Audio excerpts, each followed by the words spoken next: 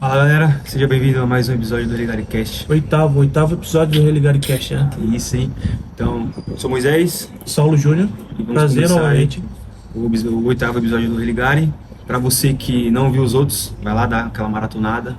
Não esqueça de deixar o like em cada episódio, beleza? E o tema de hoje? Hinduísmo. Hinduísmo. Bora, vamos que vamos. Pra gente foi um desafio falar dessa religião, porque eu conheço muito pouco e é uma religião muito vasta, né? E que a gente comentou também porque a cultura asiática também ela não é muito falada como a cultura Sim. europeia. Por exemplo, na América, então, é mais escasso ainda. Enfim, as informações da cultura asiática, sobretudo religiosa, então, não é assim, muito popular. Sim. Mas bora lá então, a gente vai trazer algumas informações, né? Não vamos conseguir falar tudo sobre a religião, a gente vai debater. Até porque nós estamos falando de uma religião que por muitos especialistas é considerada a mais antiga de todas as religiões. Tem controvérsias, né? Mas Há quem diga que não, mas muitos especialistas consideram esta a religião mais antiga de todas. E nós estamos falando de uma religião com mais de 3 milhões de deuses. Mais de 3 milhões de deuses, de entidades. é Então, uma nação não tem o menor cabimento. só de deuses. Não tem o menor cabimento de a gente falar de tudo, sobre tudo. Não dá. E para justificar também por que esses moleques estão falando de hinduísmo, É verdade. porque o logo do ReligareCast tem ali 4 das principais ou mais populares religiões, certo? Sim.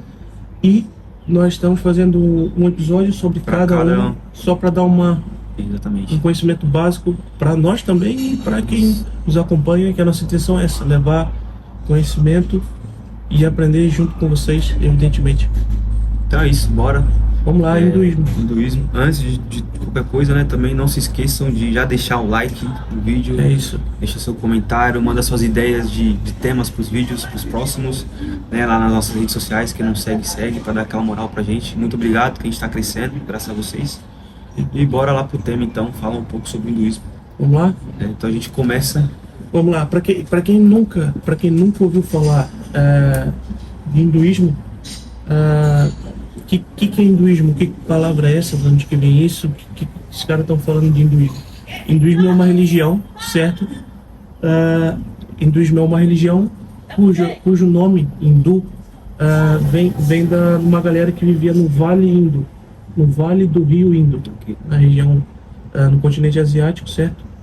Então, e quem atribuiu essa nomenclatura foram os persas. Então, os persas atribuíram essa nomenclatura para a galera que vivia ali no Vale Indo, Certo. ali no Vale do Rio Indo. Então, atribuíram esse nome a eles e conforme as pessoas, os habitantes daquele vale, certo, começaram a ter certas práticas religiosas. Então, a denominação que era para o nome da gente que habitava aquela região passou a ser também para práticas religiosas. Daí o hindu, que vem do sânscrito, que é Shindu, o persa, hindu, e também é curioso que é o nome da Índia, né, que é o país, o país berço do hinduísmo. O nome Índia também é da mesma raiz. Tanto o hinduísmo e Índia são palavras da mesma raiz que da transição do persa ali pro grego. O grego meteu ali o dedo e ficou Índia, que é a forma mais moderna que a gente conhece do termo Índia. E sempre nessas religiões, a gente estava comentando também que sempre tem um rio, né? Que tem aqui. Pois na cidade tem um rio que no caso do Egito tem o Nilo, exatamente. E aqui também é a presença do rio, e não é a única. Parece que Nova Jerusalém, a água parece que tem sempre conectado, cidade, né, importante, com cidades importantes. é necessário uma fonte de água viva. Eita, deixa pro próximo episódio essa conversa. Estamos falando de hinduísmo. Hinduísmo, certo? E o deus hindu, então o mais importante ali, vamos dizer, né, o principal. Vamos lá, que a gente comentou no outro dia. Toda e qualquer cultura tem um modo de explicar o início das coisas. E esse início das coisas chama-se, em antropologia das religiões, chama-se cosmogonia. Cosmogonia. Então, cosmogonia é a explicação de criação das coisas. E na cosmogonia hinduísta, existe um deus chamado Brahman, certo? Brahman, que é uma alma única. É uma alma que contém em si tudo que é vivo. É uma entidade, uma divindade que não tem início, meio e fim. E Ela existe em si mesma e tudo que é vivo parte dela. Mas é curioso que parte dela, a gente contou parte dela, mas não parte como formação secundária, talvez. É o próprio Brahman. Algo independente. Não é algo independente. Portanto, no hindu, o Brahman é o Deus, é a entidade primordial, e do Brahman ele se divide em outras almas, mas ele não forma outras almas, ele se divide em outras almas. Tanto na crença hindu, a gente vai acontecer também mais para frente, na crença hindu, cada alma é um fragmento da alma primordial, que é o Brahman, que enfim, a entidade primordial, a entidade primeira. E sempre também tendo essa... A gente comentou já em alguns vídeos que as religiões elas têm uma base muito semelhante. Então, nesse caso do deus Brahman, que ele não tem começo, não tem fim, é a mesma perspectiva da explicação de outros deuses em outras religiões. É um ponto comum, entre muitas religiões. E aí, será que não estão tentando explicar a mesma coisa? E outra coisa curiosa é que essa entidade Brahman, ela embora no hinduísmo haja mais de 3 milhões de entidades, as principais, ou talvez a maioria das vertentes do hindu, porque o hindu é como qualquer outra religião que se fragmenta também em outros segmentos. Por exemplo, o cristianismo, depois de Lutero, depois da Reforma, teve várias... virou centenas e centenas de denominações, de ministérios, etc. Hoje, então... E o hinduísmo é exatamente, não o hinduísmo, mas qualquer religião também funciona dessa maneira. Você tem um indivíduo que faz uma leitura diferente, etc. E abre uma vertente diferente ali. Outras vertentes. Okay. Tanto, embora haja esse tanto de vertente, há uma tríade também, primeira partida do Brahman, Deus primeiro, que é Brahma, que não é a cerveja, Cuidado. Não liga para Ambev, não tem nada a ver. É o Brahma, o Vishnu e o Shiva. Esses são os três. Então, mais uma vez, na religião a gente vê numa tríade divina, né? Um Deus triúnico. E vale ressaltar que muitos especialistas dizem que essa religião é a mais antiga de todas. Sim. Tanto a gente está falando de 3.000 anos antes de Cristo. Mais, um pouco. Aproximadamente. Aproximadamente, e essas histórias vêm de muito lá de trás. Que doideira, cara, porque são povos de lugares diferentes, que o enredo da história se aproxima, entendeu? Então eu acho que em algum momento essas civilizações tiveram um contato espiritual, divino, com a mesma história, só que cada um foi interpretando de uma forma. É possível, sim, interpretações diferentes. Adaptadas a cada cultura. Lógico que essa daí... Certo. E hinduísmo, a gente está falando de uma religião que é praticada por mais de 1 bilhão de pessoas. 80% da Índia é... Exatamente. 80%. E uma coisa também que é curiosa, que a gente deve dizer, que é, por exemplo, muitos dos praticantes do hinduísmo, muitos deles também afirmam que o hinduísmo não é propriamente uma religião. Sim. Alguns sim enxergam como religião, alguns praticantes enxergam como estilo de vida, como um estilo de vida e como uma espécie de comportamento ante a natureza, ante ao mundo espiritual, uma espécie de comportamento. Por isso que alguns deles até têm uma outra religião que faz sentido, sim, porque eles e são hindu também ao mesmo tempo. Exatamente, algumas vertentes, porque outras são muito severas e aquilo punem, perseguem outras religiões e tal, mas há outras vertentes que não. É como qualquer religião.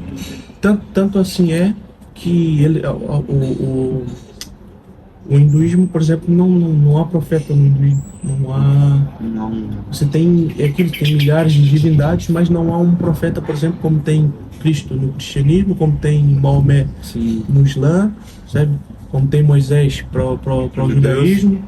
Então, essa é uma característica interessante, que eles não há profeta no hinduísmo. E mais intrigante ainda é que não há livro sagrado obrigatório. Como assim? O cristianismo tem a Bíblia, o judaísmo tem o Talmud, a Torá. o Islã tem o Alcorão. Então quer dizer, o hinduísmo, embora tenha também livros sagrados, existem esses livros sagrados, mas esses livros não são assim, não são Não obrigatórios, são regras, né? não são regras obrigatórias para quem pratica O hindu. Você pode ser hindu sem estar ali lendo aqueles livros e seguindo o que está escrito, né? Sim. Interessante.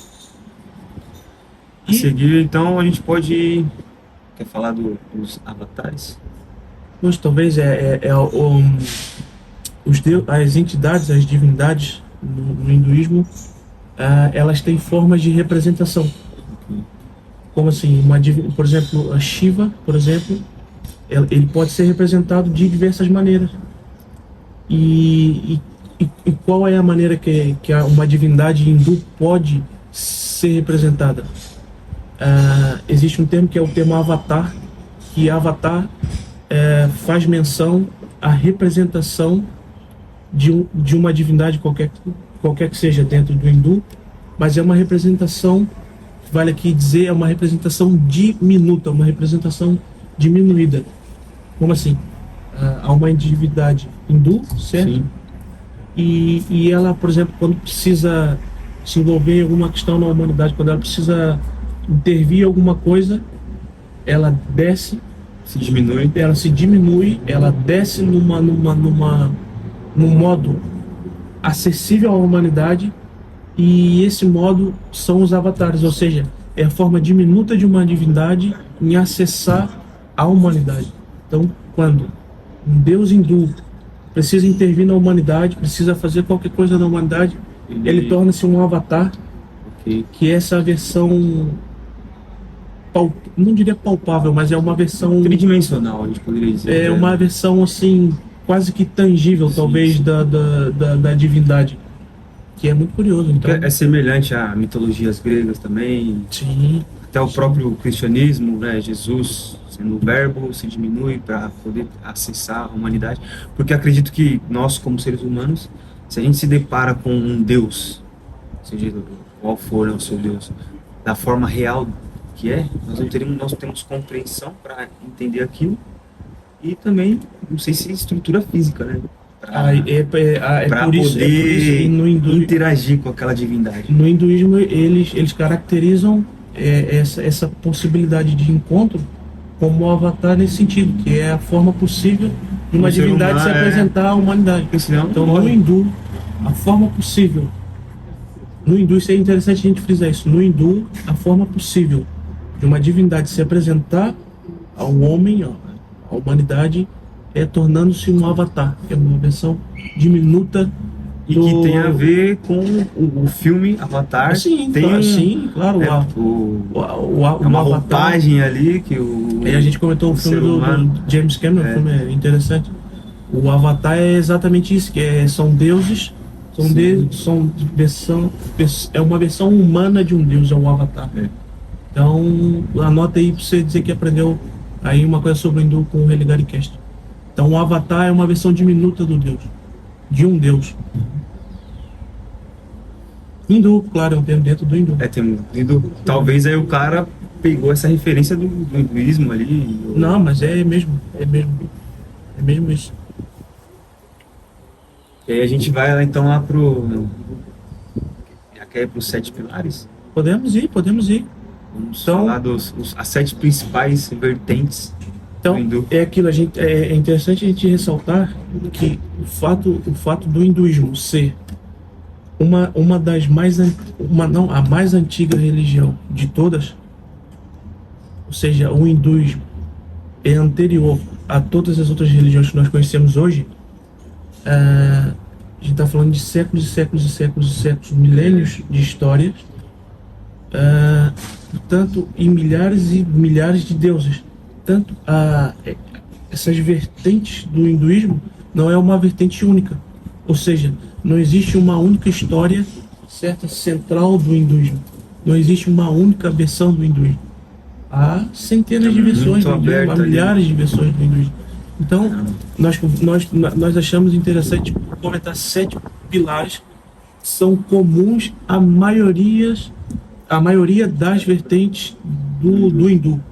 Entretanto, não são 7 regras do hinduísmo, não são 7... São vertentes. São 7 filosofias vertentes, filosofias que são comuns na maioria das vertentes do hinduísmo. Nós vamos comentar. Por exemplo, vamos falar de 7 pilares, certo? 7.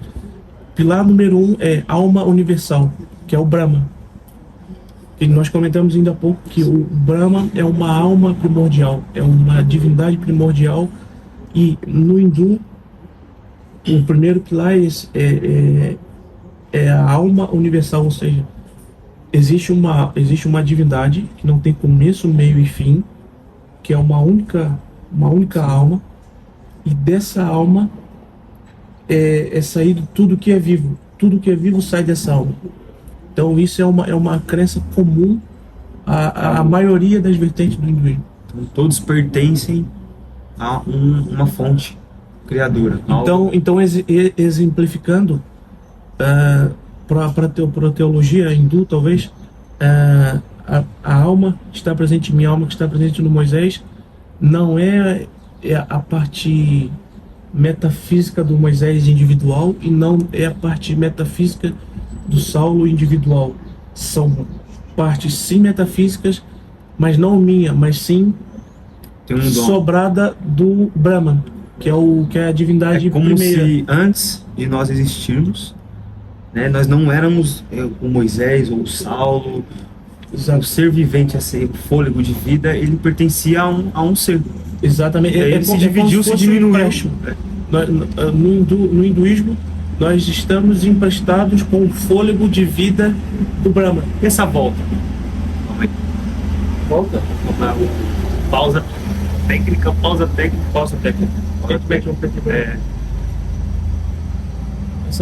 Essa volta da alma pro... Você vai devagarinho, sim, a gente vai chegar lá. Então deixa enquete, porque tem a volta... É aquilo. Primeiro pilar é a alma universal. Certo? Então, tudo que é vivo é uma centelha de uma mesma alma. Ou seja, não existem almas individuais. São centelhas de uma mesma alma, uma alma primordial que é o Brahma. Portanto, toda alma existente é uma centelha do Brahma. Uma centelha do Brahma. Então, pilar número 2, vamos lá. A imortalidade da alma. Ou seja, o que é isso, imortalidade da alma? Isso também é um termo muito comum na filosofia grega, a gente comentou isso.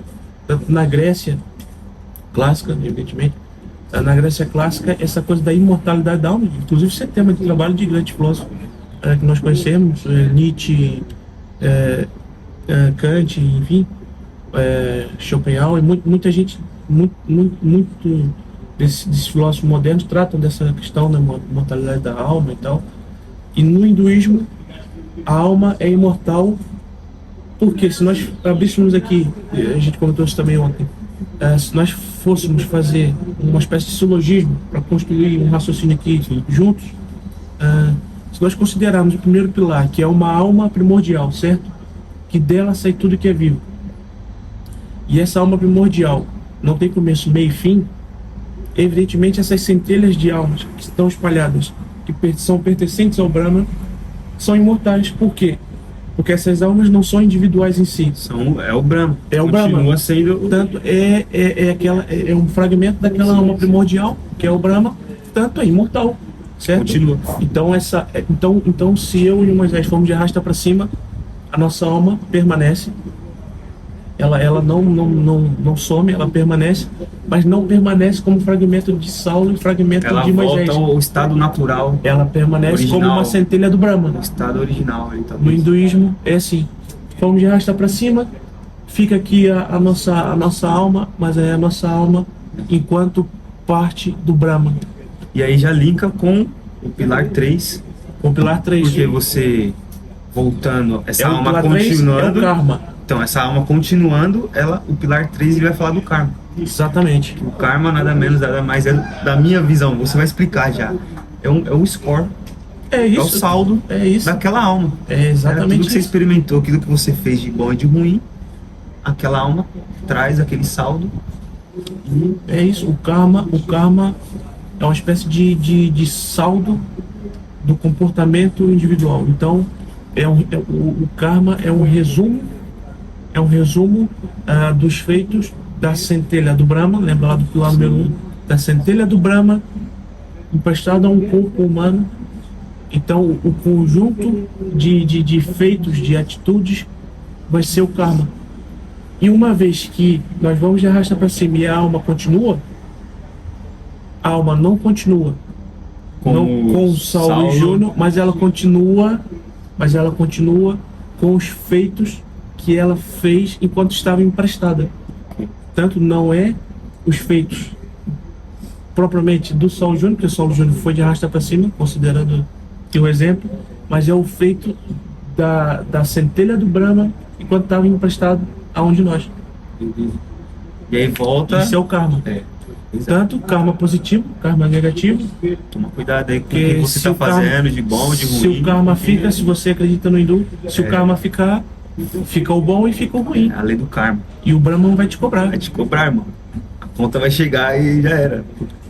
Então, o quarto pilar. Esse aí a gente comentou, esse pra mim eu acho que é o mais interessante. O quarto pilar é o moksha. Chamam do moksha. O que é o moksha? O moksha é quando aquela centelha de fôlego emprestada pelo Brahma, quando essa centelha consegue uma vida estabilizada com o universo, quando ela tem uma existência próxima, talvez, da vontade do Brahma, que vai uma sugestão minha. Ok. Isso é só eu que estou sugerindo. Então, imagine que aquela centelha de fôlego emprestada pelo Brahma, aonde nós, que nós estamos dando exemplo, emprestada onde nós, quando ela tem uma existência, uma vivência próximo daquilo que o Brahma queria, ou seja, quando nós executamos aquilo que o Brahma acha prudente que façamos, quando nós vamos de arrasta para cima, a nossa alma retorna ao Brahma. Então aquela centelha emprestada retorna para o Brahma. A este processo chama-se moksha, que é o estado perfeito da alma quando ela retorna ao seu estado inicial, ao seu estado primeiro, que é o seu estado original. Sim, ou seja, inclusive isso é interessante também porque o hindu, ele considera que o mundo agora, o que é vivido agora, não é a realidade. Sim. A realidade é estar junto do Brahma. Aquela é a realidade. Então, quando a alma está junto do Brahma, essa é a realidade perfeita. É um simulador, então, na perspectiva dos caras. Avatar não é realidade. Você disse que talvez não. Assiste Midnight Gospel lá. O James Cameron, lá que fez o Avatar, é mesmo isso. É mesmo isso. Mas a Midnight Gospel também é essa pegada. Sim. Enfim. Então, voltando o moksha, só pra gente entender direito. A alma, antes do moksha, ela é eterna, ela continua experimentando. Mesmo que a pessoa lá acabou o ciclo dela aqui, a alma continua. Ela alcançou um estado evolutivo que o Brahma entende que não, beleza, você aprendeu tudo que tinha para aprender, agora aí entra o moksha e aquela alma volta para o que ela era antes. Exatamente, que é o estado original. E todo esse processo só é crível no hinduísmo, só é possível, que eu vou pular aqui então, vou pular este, depois a gente volta pro quinto. Tá bem. O próximo pilar, nós falamos da alma universal, certo? Que é a alma primordial, de tudo dela sai. Depois da imortalidade da alma, que faz ser possível esse processo. O karma, que é o conjunto de ação da centelha emprestada pela alma primordial. O quarto, moksha, que é o estado perfeito, quando a alma retorna para o seu estado original, para o seu estado real, considerado no hindu. Vamos agora para o tempo cíclico. Ok. Ou seja, todo esse processo que nós estamos comentando do hinduísmo só é possível porque no hindu cresce num tempo cíclico. Ou seja, o tempo para o hindu não tem começo, meio e fim. Não há começo, meio e fim. Não há início do planeta, não há início das coisas. Há vários inícios, vários começos e consequentemente, vários finais. Ou seja, Dentro de um são ciclos dentro de um tempo infinito. Então, no hinduísmo, eles creem num tempo cíclico, certo? E creem em começos e fins, ok? Mas dentro de um tempo infinito. Mas o tempo como um todo, a gente briga pra caramba na filosofia para saber com Big Bang, não sei o que, quando começou, quando não começou. No hindu, existem sim princípios, esses fins, mas não em si mesmo, mas dentro de um espaço infinito. Ou seja, num espaço infinito há vários começos e fins. A gente comentou ontem, por exemplo, um minuto, certo? Um minuto, ele começa ali, tem 60 segundos, certo? Mas um minuto dentro de uma hora, ele começa e acaba várias vezes, certo? Sim. Então, imagine que no hinduísmo é mais ou menos isso. Um universo, ele começa e acaba várias vezes. É mais ou menos, mal comparado, é mais ou menos um minuto. Ele começa e acaba, mas dentro de uma hora ele começa e acaba várias vezes, certo? Então, como se a existência mais ou menos isso. Na Terra, um exemplo, tivesse já começado, terminado, exatamente isso. Exatamente isso. Exatamente isso. Nós vamos para o próximo pilar, que são os Vedas. Que são os Vedas? Os Vedas são Vedas. Os Vedas são livros considerados sagrados, considerados importantes, mas esses Vedas são importantes para sustentar, nós comentamos isso no início, sim, são importantes para sustentar e organizar a crença hindu, mas não é necessário para viver o hindu. Ou seja, um hindu, ele não é obrigado a ter um Veda em casa, ter uma cópia do Veda em casa, ele não é obrigado a ler todo domingo de manhã. Na missa, ele não tem uma escola dominical do Veda. Eles não têm, enfim, não tem aquela leitura cerimonial, etc. Igual as outras religiões tem o Alcorão, a Bíblia, enfim. Exatamente. Torá. Não é obrigatória essa instituição. Mas é uma literatura que eles têm uma literatura que dão base em certos segmentos, em certas vertentes do hindu. E esses são chamados Vedas. São os textos, é a base literária do hindu. E esse Veda, a gente comentou, tem assim 4 Vedas, principais Vedas, que é o Krita, Treta, Dvapara, Kali.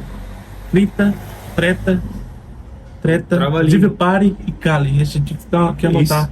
O cara... E esses Vedas são divididos. Assim, você tem, por exemplo, o Veda que trata de louvor e adoração, são uma espécie de cânticos literários, certo? Que exaltam... Salmos, né? Como se fossem os salmos. Comparando como se fossem salmos, talvez. Que fazem em tom cânticos de agradecimento tal a determinada divindade hindu. Você tem Vedas voltados para o rito, para a liturgia, para rituais, etc.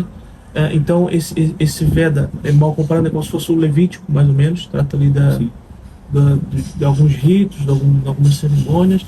Você tem Vedas que trata de medicina também, de tratos medicinais. Você tem Veda que trata de poesia, literatura, de música também, que é para glorificar. E tem o Vedas voltados para magia, para encantamento e etc. Enfim, mas ressaltando que são textos que dão um argumento para o hindu, mas não são necessários para um praticante, no caso, do hindu. E o sétimo e último é o Dharma. O sétimo e último é o Dharma. O que é o Dharma? O Dharma também tem tem uma ideia próximo de um contexto popular. O Dharma é quando a alma atinge o equilíbrio com o universo. Então o Dharma é quando aquela centelha emprestada Sim. lá do Brahma, quando essa alma ela consegue se equilibrar com o universo, com o cosmos, Encontra seu agindo lugar. bem, fazendo seu lugar aqui, esse processo de estar aqui equilibrado com o universo. No caso, se a gente fosse comparar, é um processo anterior ao moksha. Lembra que o moksha é quando essa alma volta para o seu estado, Para ela mas voltar, para ela voltar, ela tem que atingir o Dharma, que é estar aqui em equilíbrio com Dharma, não é karma, Dharma. que é você encontrar o seu propósito de vida, segundo eles, né? Você está ali alinhado com aquilo que você nasceu para fazer, vamos dizer assim. Tem até o exemplo que você falou do Clóvis de Barro, filho. Pois é porque na filosofia clássica, na Grécia Antiga, os gregos acreditavam que cada indivíduo pertencia, ou melhor, tinha o seu lugar estabelecido no cosmos.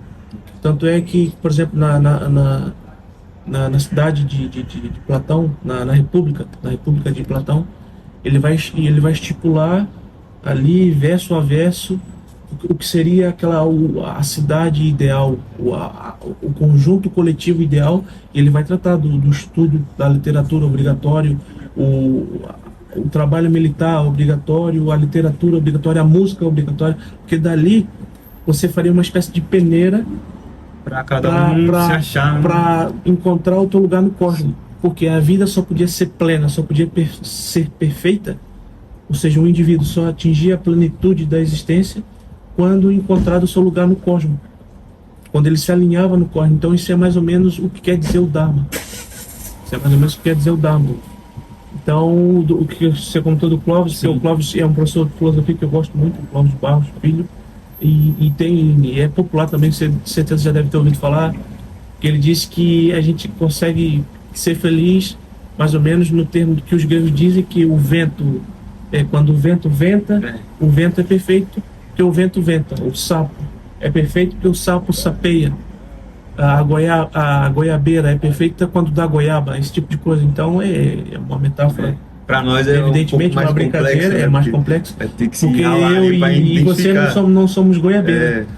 Não somos Até sapo você nem identificar ali vento. seu propósito, você vai ter que ralar. Então para nós outros, encontrar um lugar no cosmos, alinhar-se no Dharma, que é aí o sétimo pilar do hindu, é um processo um pouco mais complexo, um pouco mais trabalhoso do que, enfim, Demanda mais outros tempo. seres. Mas é E isso. essa coisa do Dharma, de encontrar o seu lugar no cosmos, encontrar o seu lugar em alinhar-se com a existência, vai linkar um pouco com uma coisa mais moderna, que é o sistema de casta. Você Verdade. já ouviu falar no sistema de castas na Índia, Pra você, que é o berço quem do assistiu hinduísmo? aí o Caminho das Índias tá mais por dentro. E sabe como que é, porque ali a Sistema gente, de castas. acho que pra mim foi ali que eu tive contato com um pouco da cultura que bombou aquela novela na época e Sim, tal, sim. a gente ficou por dentro. Mas é um sistema moderno, sistema de castas, né, mano? E que a gente vê ali uma manobra política de controle populacional para as pessoas se manterem, porque não é o princípio da ideia, não é o que é hoje. Nós estávamos comentando. Onde que nasce então esse sistema de castas e por que muda ali da forma que é hoje? Tem um outro trava-língua aqui que é o Bhagavad Gita. Bhagavad Gita. Agora veio veio munido. munido. O Bhagavad Gita é um texto extraordinário, hindu, evidentemente. Bhagavad Gita trata da entidade, da divindade Gita, certo? E, enfim, suas aventuras, etc. E então supõe-se que neste clássico, na literatura hindu, a Gita ela tem uma espécie, não diria avatar, mas tem ali uma outra divindade próxima a Gita, que é uma espécie de avatar talvez, que é o Purush. E através do Purush, que é uma divindade hindu, ela vai se dividir em quatro partes, e dali vai sair a humanidade, ou vai sair determinado grupos Sim. da humanidade, certo? E de acordo com as partes divididas do Purush, ou seja, Purusha, como se ele fosse se desmembrado, certo? Em 4 partes. E cada parte dessa desmembrada do Purusha vai ser responsável pelo nascimento de certas castas, certo? E de acordo com cada parte, uma casta vai ser naturalmente especificada para o trabalho manual, certo? Como um artesão, talvez. Outra parte, talvez, se a gente fazer a conjuntura, por exemplo, para a parte dos membros superiores, aqui os braços e as mãos, no caso, foi responsável pela criação da casta, por exemplo, dos literatos. Não que não tenha casta literato, mas é só para um exemplo. A casta dos literatos, né, envolvidos com escrita e tal. Então, daí surgiu essa coisa de 4 castas e quatro níveis de modo de estar ali naquela sociedade. Mas o curioso é que, primariamente, o indivíduo passava por um processo a descobrir e descobria em que casta se encaixava. Portanto, era similar ao que a gente acabou de comentar, por exemplo, da Grécia Antiga, certo? Então, o indivíduo ele tinha que procurar o seu lugar e identificar-se em alguma casta. E, sobretudo, ao longo dos anos, através de manobras políticas, que você comentou também ainda há pouco, manobras políticas, na Índia, quem já foi à Índia e tal, sabe que não é assim que funciona. Na Índia, hoje, quem nasce, por exemplo, numa família de comerciantes, está fadado a ser comerciante a vida inteira e não tem conversa. Não tem conversa, nasceu ali... Então, se você nasce, por exemplo, na classe dos governantes, pessoas que são líderes políticos, você vai ser governante e não tem conversa. Você vai casar, você casa entre si, não existe um membro de uma casta casar com um membro de outra casta. Isso na Índia ainda hoje funciona assim. E para agravar a situação, que é lamentável, eles ainda têm agora os intocáveis. Que são aqueles sem casta, ou seja, não pertencem a casta alguma. E esses vivem à margem da sociedade, escória da sociedade hindu, da sociedade indiana. É um sistema bem cruel, porque você não nasce com uma opção. Exatamente. Mas então, seguindo, finalizar como? Comenta um pouco, que você quer comentar alguma coisa sobre essa coisa da casta? Não, da casta é isso, tipo, um sistema para mim meio punitivo, meio injusto. Mas uma coisa que eu gosto muito do que a gente estava pesquisando sobre o hinduísmo, essa conexão que eles têm com a espiritualidade. O yoga deriva do hindu, entendeu? Então, tipo, eles têm essa raiz da respiração, dessa conexão com a natureza. De todas as religiões que a gente comentou até agora, para mim é a religião mais voltada para esse lado espiritual. Sim. Entendeu? Embora eles tenham várias explicações e tudo mais, mas eles pesquisam e vão a fundo nessa parte. E, pô, eles têm uma literatura, uma cultura muito vasta. Nessa questão do yoga, a gente comentou, recapitulando aqui, vou fazer uma recapitulação rápida dos 7 pilares do hindu. Você toma nota, pega um papelzinho e anota. E não digita, porque quando a gente vai estudar e digita, é diferente da gente pegar um papelzinho e anotar, porque aqui o HD grava com maior facilidade do que digitar. Tá nem digitando mais. Mas ali manual é mais fácil para fixar, talvez. Então vamos lá, os 7 pilares, e relembrando, ressaltando que isso não é uma regra do hindu, porque o hindu, a gente comentou, é a mais antiga das religiões, certo? É uma religião com mais de 3 milhões de deuses, portanto, enfim, não cabe uma regra para dar conta disso tudo. Então, fazendo aqui um resumaço dos 7 pilares, a alma universal, certo? O Brahma, que é uma alma, uma divindade primordial que dá vida a tudo que existe. A imortalidade da alma, certo? Que permite todo esse processo. O Karma, que é o conjunto de ação dessa alma enquanto está no corpo. O Moksha, que é o estado perfeito, quando essa alma retorna para o Brahma, Moksha. O Vedas, que são os livros que dão argumento para a organização hindu, certo? São textos sagrados que dão argumento para a existência do hindu.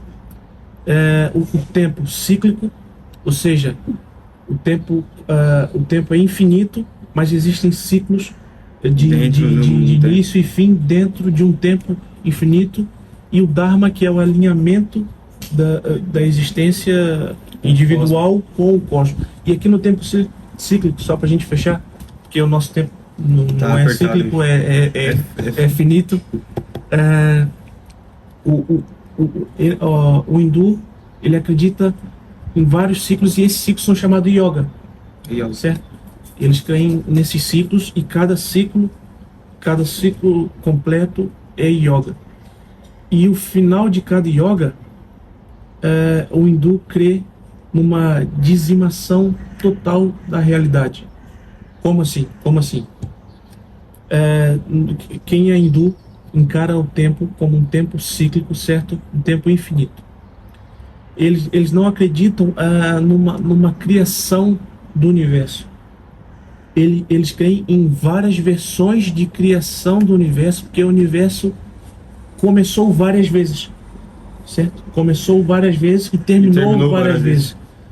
E para os hindus, hoje nós estamos no último ciclo de yoga. Eles têm quatro ciclos de yoga, e cada ciclo tem aproximadamente 4,3 milhões de anos, e cada ciclo desse é fechado no momento em que a humanidade tem um declínio da moral e é assim alcançada por uma perversidade geral, por uma maldade geral, por uma corrupção geral. Isto colapsa o ciclo. A própria humanidade entra em colapso. A humanidade colapsa o ciclo de yoga, e há de haver uma destruição, que a gente comentou também. Tem conexão com a trindade deles. Tem a conexão com a trindade. O Shiva é responsável pela destruição. Exatamente, com a trindade hindu, a trindade primordial, sim, Deus, que é a parte do Shiva, que é o Deus da destruição, que é a divindade da destruição, porque no hindu a destruição é encarada como uma limpeza. Não é algo negativo. Não é mais ou menos, mas é uma coisa negativa com um fim positivo, sabe? Tanto, de fato, é negativo, mas tem um fim que vale a pena a destruição. Tanto no hindu, a destruição é uma espécie de limpeza de terreno para que se possa plantar novamente. É mais ou menos isso. Então, imagina que a gente tem um terreno, né, que a gente faz uma plantação, a gente faz a colheita, depois tem que se limpar, tem que destruir ali as raízes depois e preparar, jogar outra camada de adubo, etc. Depois então, o Brahma para construir tudo de novo. Depois vem o Brahma que constrói e dá sequência em um novo ciclo da humanidade. Então, meu amigo, se você crê no hindu, se você crê no hindu, eu tenho uma notícia para você. Você é uma centelha do Brahma, que é a alma primeira. Você não é você exatamente enquanto alma, enquanto espírito. Você está com o espírito emprestado do Brahma. Você é uma centelha do Brahma, certo? Você é uma centelha do Brahma. Então, se você hindu se toca nisso, o teu objetivo perfeito é o moksha, que é se equilibrar no Dharma com o universo, tá equilibrado com o universo, para no final retornar para o Brahma. Então, a sua centelha está emprestado, o teu fôlego que está emprestado do Brahma, o teu moksha é voltar para o Brahma. Então a tua vida é perfeita quando você voltar para o Brahma. E fica a tua alma voltar para ele. E fica atento com o karma. E que tá de ruim aí, de bom, significa que lá essa alma já plantou antes. A última notícia é que para o hinduísmo eles estão no quarto ciclo de yoga, que a gente acabou de comentar, que é o último. Tanto a gente está no final do quarto ciclo, tanto dentro. Vai rolar o que daqui a pouco? Dentro do hindu, estamos no quarto ciclo do yoga. É o fim dos tempos para eles. Tanto vai acabar esse próximo yoga, fecha a conta, passa a régua e começa yoga que segue. Então é mais de uma religião aí que já está dando. Vamos lá ver. Então, final. Obrigado a todos. Obrigado por esse episódio. Porque o nosso tempo não é depois lá no Instagram a gente comenta o que aconteceu, enfim. É isso aí. Mas obrigado por esse episódio, o 8º do Rigari, o próximo hindu, meu amigo. E para ressaltar, para afirmar sempre, a gente tem que fazer isso. A gente está comentando essas outras religiões, a gente tem a nossa, quem nos acompanha segue, tem a nossa religião, a nossa crença pessoal, mas a nossa intenção é trazer todo mundo para conversar. Quem tiver ideia, opinar, porque nós acreditamos que a melhor maneira de aprender é quanto mais pessoas tiver, quanto mais cabeça trouxer informação. Então, o Religare é uma tentativa de aprendizagem para nós.